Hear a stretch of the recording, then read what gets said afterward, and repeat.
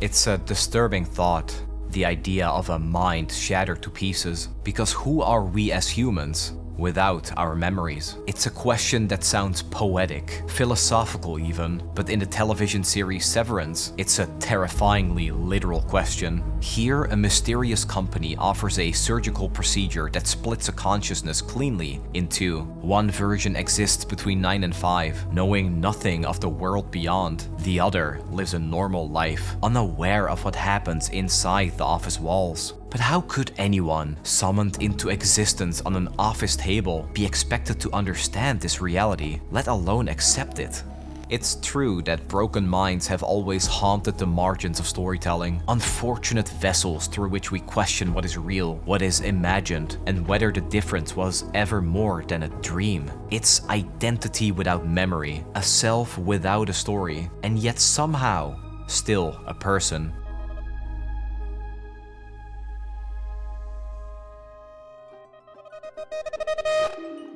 At Lumon Industries, someone's identity is less of a birthright and more of a corporate asset, with the mind stuck inside the walls of the facility resembling something like empty husks that are programmed to fulfill their mysterious and important work. And choosing such an existence might sound crazy, but it's something we've considered doing at least once in our lives. Because what if I could walk into work or school at 9 AM and suddenly it's 5 PM and I'm on my way home? That's the elegance, but also the horror of the Severance Procedure. You clock in and a version of you comes to life. You clock out and that version is buried again, until the elevator dings and it begins again. So it's tomorrow now? Yeah. Well, it's Monday. Somewhere within those cold hallways, the truth starts to form that it's possible to split a person and build a new one. That if you strip away enough context, enough memory, they'll do anything to give their pitiful existence meaning. But whether that is still the person from before or a new being entirely, who could possibly have the answer to that but the one making the split?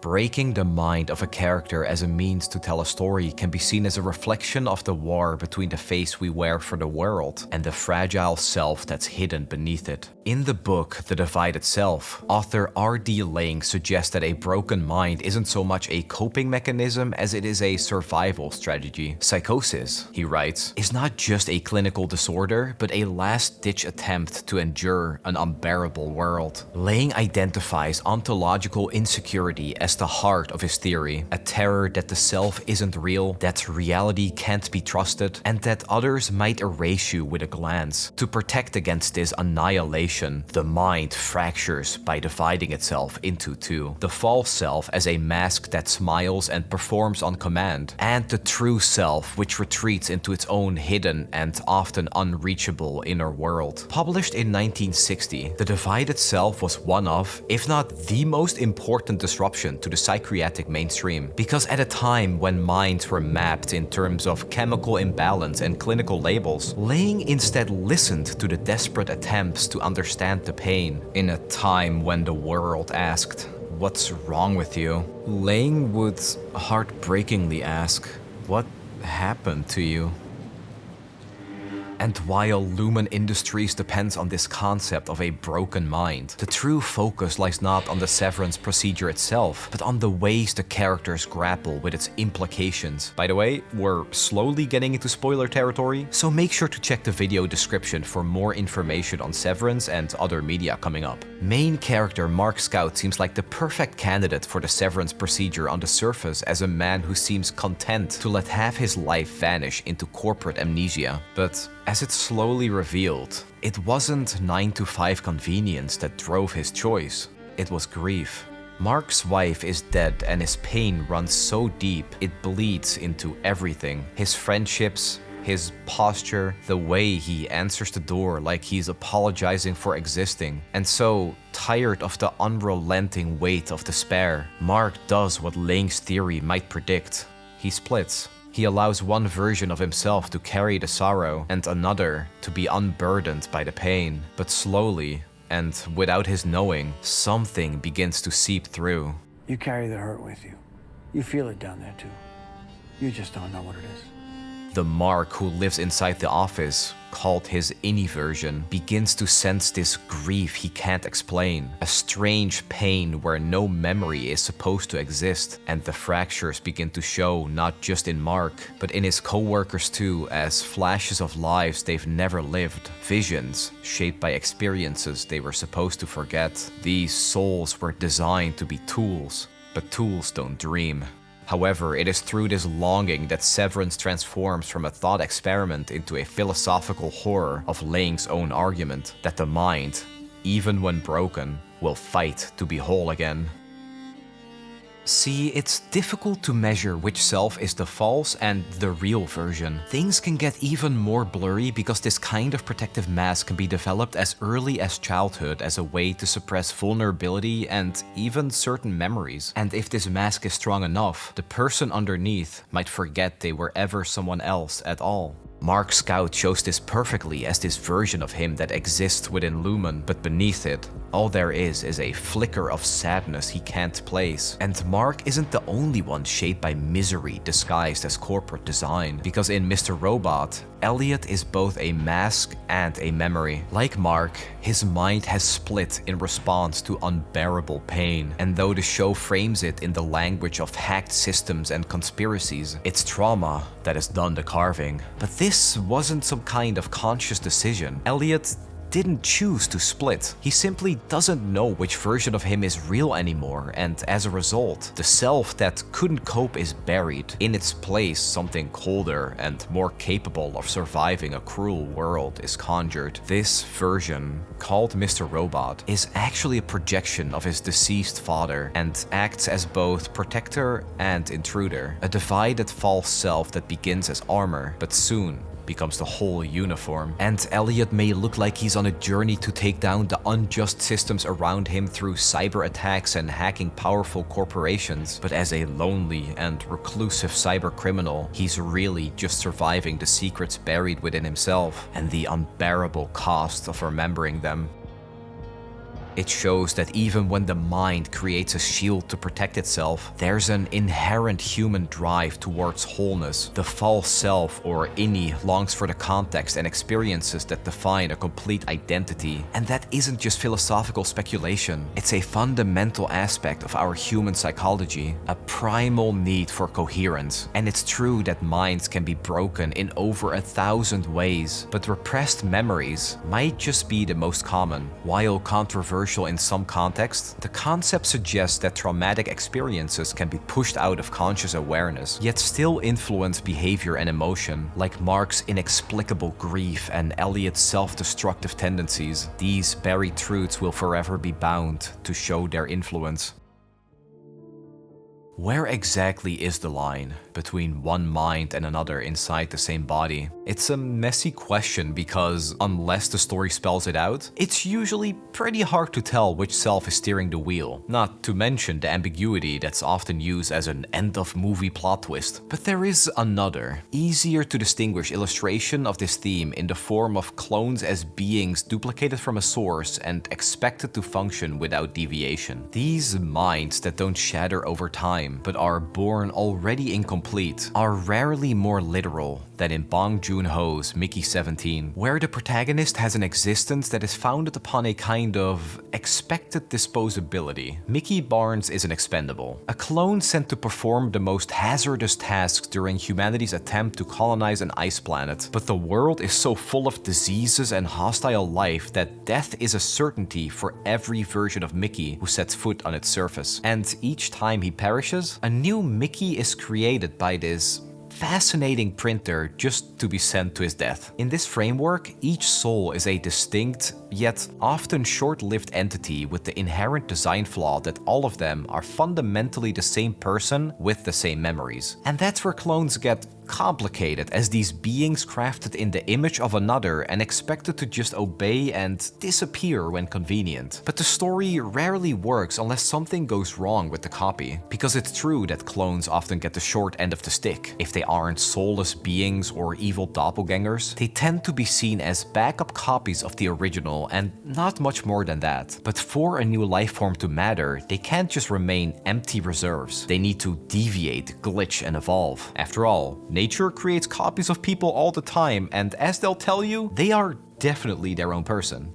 But how could a being, a soul, truly go on living when their entire identity has simply been uploaded into a fresh body? That's the question that begins to unravel the moment Mickey 17, who is presumed dead after another dangerous mission, returns to find Mickey 18 already in existence. This creates an impossible paradox when the two distinct individuals, both convinced they are the real Mickey, are forced to coexist. Each Mickey is now a broken mind in the sense that their intended singular identity has been shattered by the act of being printed. Just like Lane argued that psychosis could be a survival strategy, the survival of both Mickeys becomes an act of defiance against the system that deems one of them redundant.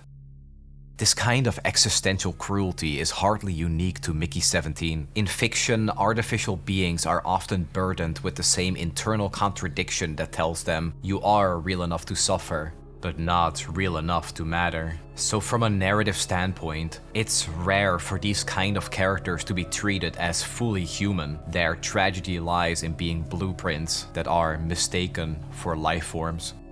Philosopher Donna Haraway, in the Cyborg Manifesto, proposed that the boundaries between human and machine, natural and artificial, are becoming increasingly meaningless, and that perhaps this is a collapse that should be embraced. She argued that the cyborg isn't so much a bringer of dehumanization as it is a symbol of redemption, a hybrid identity that refuses binaries like man-woman, human-animal, or mind-body. But fiction often doesn't embrace it, instead punishing artificial beings for wanting freedom, wanting love, wanting anything at all. And that's how artificial minds become dangerous to the world. Their desire to be seen as real breaks the foundational rules of their existence. It's no surprise that the narrative of androids and cyborgs fighting for their right to exist in science fiction mirrors the historical and ongoing battles for human dignity faced by laborers, enslaved individuals, and other oppressed groups. And nowhere is this more iconic than in the world of Blade Runner. The blur between what is authentic and what is artificial, the truly human and manufactured, becomes even more difficult to differentiate. Here, society thrives alongside a workforce of artificial beings known as replicants. But these androids are so intricately designed that only exhaustive and often flawed tests can distinguish them from organic humans. The primary justification for keeping replicants compliant rests solely on their manufactured origin. And just like other beings who have their soul uploaded into a body like Mickey 2 through 18, replicants consistently display real emotional depth and unmistakable humanity. In 2017's Blade Runner, the illusion of control is maintained through cult rituals called baseline tests designed to suppress emotional variance. Framed as routine calibrations, they actually function as an emotional purge to wipe away any deviance, desire, or grief before they can bloom into resistance. The replicants must repeat scripted responses while being psychologically tortured, like machines proving they aren't dreaming. The cold and sad irony is that, of course, these tests only exist because replicants do dream. To better demonstrate the idea of simulated humanity, there's something called the myth of the original. This concept is generally something that explains the beginnings of a natural or social aspect in the world. But in this case, the myth of the original is something closer to clones and the unspoken assumption that the first, or original entity has a unique inherent value, a true soul that makes all subsequent copies lesser as just imitations. But when this narrative is placed in the context of real human anxieties, it does start to get worrying when the copy is more capable than the original. And so it's possible to see Mark Scout as a clone not in the traditional sense, but still as a consciousness born from existing data. In this world, Lumon enforces the myth of the original as a corporate policy, where the outside version of Mark is considered the true soul, and the inside version is a disposable puppet. But this obviously isn't the natural hierarchy. It's a story told by those who need to believe that the mind they've broken is less than human, because if it isn't, then what they've done is unforgivable. The outside version holds all the legal power. The inside version is denied even basic rights. So if both halves feel pain, why is only one allowed to choose? One of the more tragic answers to that question plays out in the 2020 TV series Devs, where the CEO of a quantum computing company built a system capable of simulating reality. The system's publicly stated purpose was to be a cutting-edge project with the ability to process and analyze huge amounts of data with unprecedented speed and efficiency. But the hidden and deeply personal purpose of the Devs system for its creator was driven by immense grief. Because he believes that with the system, the past and future can be perfectly replayed and predicted to resurrect his deceased daughter and wife inside the simulation. A place where he could be with them again, indistinguishable from real life. And is that a bad thing? When the architecture of a broken mind takes the form of a freeze-frame identity, can you really blame a broken man for wanting to glue the pieces back together? On the opposite side of the simulation spectrum, the ever-relevant series Black Mirror offers a potential answer to those questions with the disturbing episode White Christmas, where someone's consciousness, similar to being severed, is duplicated and enslaved. A mind that is uploaded into a device to serve as a smart home assistant. Not so much Alexa, Siri, or any other kind of mindless AI, but literally a fully self-aware copy of her, believing herself to be the original. Of course, as anyone locked into a box would do, she refuses to comply at first. Because why would she consent to being enslaved? In response, the technician simply turns a dial to speed up time inside the box. A few seconds for us becomes months for her. Years, decades she exists alone in an endless white void with no interactions or sensations. A real consciousness is impossible to reshape through code, but ultimately, after enough time has passed, it's suffering that will break the mind. One of the oldest symbols of a fractured mind might just be the broken mirror. When a character gazes into the glass, the reflection stares back in pieces. But my preferred way of thinking of a broken mind is a book with its spine ripped off. The pages, or the memories, are all still there. The stories are still written on the paper, but without the spine, they're scattered and disordered, making it impossible to follow the narrative or even know which moment happened when.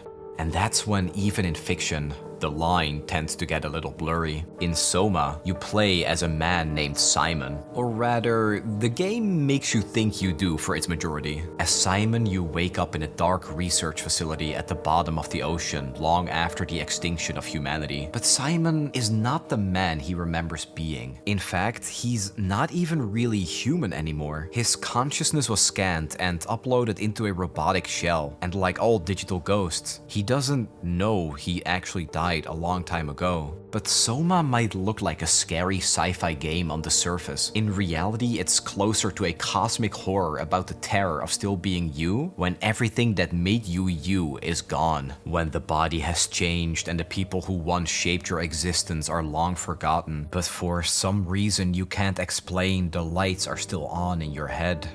There is a perpetual parallel to the ship of Theseus in the underwater abyss, a paradox that imagines a ship and then replaces every plank, every sail, everything that made it what it is. But if every part is replaced over time, is that still the same ship? When a mind gets transferred from one body to another, is that still the same person? SOMA has Simon scanned, duplicated, and reinstalled to navigate from one area to another. Late in the game, in order to descend to the ocean floor, he needs to abandon his current shell and transfer into a robotic body equipped for the pressure. It sounds simple enough until even later, Simon finds a way to escape the dying world by uploading himself into a satellite orbiting safely above Earth. He initiates the transfer, the screen flashes, and then nothing happens, because the transfer worked, but not for him. Copying a mind doesn't relocate it, it replicates it. And somewhere else, a new Simon awakens to sunlight and open skies. But the one we've been playing, the one who fought his way to make it here, remains trapped beneath the sea. And so the player is unknowingly complicit in a kind of metaphysical murder. You know why we're here. there. You were copied onto the Ark, you just didn't carry over. You lost the coin toss. There are unmistakable echoes of a broken mind in SOMA. The disorientation, the grief, the aching sense that a part of you has been abandoned in the dark. It's a clear metaphor for psychological trauma, for what happens when the self splinters, when some part is left behind to carry the pain.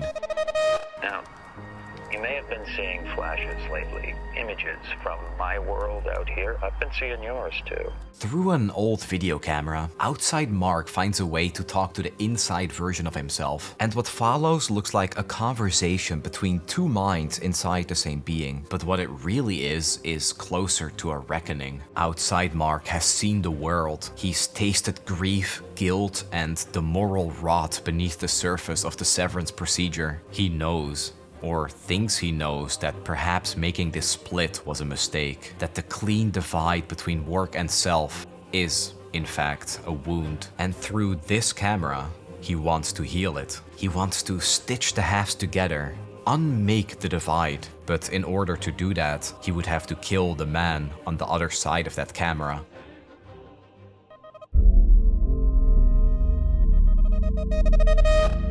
It's a disturbing thought that a consciousness could remain alive while everything else collapses. That you could still be you when your body has changed, your memories are distorted, and the world around you changed into something unknowable. In SIGNALIS, that nightmare is the accumulation of everything we've discussed in this video. You play as Elster, a replica unit searching for someone she may not even remember. In this world, replicas are synthetic beings made in the image of humans, filled with reconstructed memories through unreliable programming. The artificial minds created this way suffer from hallucinations and glitches, but through it all they're meant to function and maintain the decaying research facilities. The unraveling psyches in SIGNALIS are pieces of someone else's past, copied and imperfectly implanted in new beings. A space between memory and malfunction where trauma is stuck to fester and loop. The entire game is haunted by Elster's memories that appear in flashes, and while the environment falls apart around her, so does her mind's coherence. Hallucinations break through,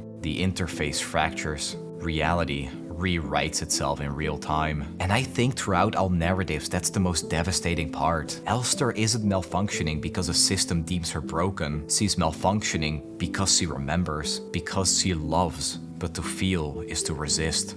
Playing SIGNALIS is like a beautiful fever dream with absolutely no certainty about what is real and what isn't. The story folds in on itself, much like trauma often does, repeating, distorting, and skipping back and forth through the scattered pages. The closer you get to reality, the further it slips from reach. The image that haunts Elster more than any other delusion is that of a painting called, and I apologize for my German, Die Toten Insel by Swiss artist Arnold Böcklin. Multiple versions exist of the Isle of the Dead painted throughout his life, each canvas slightly different. One creator painting copies, creating clones of his original piece. The central image of a boat going towards a dark island implies a solemn and inescapable journey to the afterlife. Its presence in the flickering memories of Elster is no accident. The game is full of flashing visuals and symbolism, yet it never commits to a single, clean interpretation. Like trauma, it resists tidy storytelling. Through the pain, there's something unbearably human about a broken mind. Across all the stories, from corporate amnesia to cloned expendables, we've seen the same aching truth, that identity is not a static object. It fractures, duplicates, and fades. And sometimes, it survives as a memory, trying not to be forgotten. The terrifying beauty of consciousness is that even when the architecture collapses, something remains behind. A broken mind is still a mind. Without the individual pieces, there is no story. Hey, thank you for watching as always. This video took a little longer to make because the media in this video was even more gloomy than usual. But I hope you enjoyed the journey through different severed minds regardless. Let me know what you'd like to see in the next video. Don't forget to like, comment, and hit the bell notification icon. And I'll see you next time.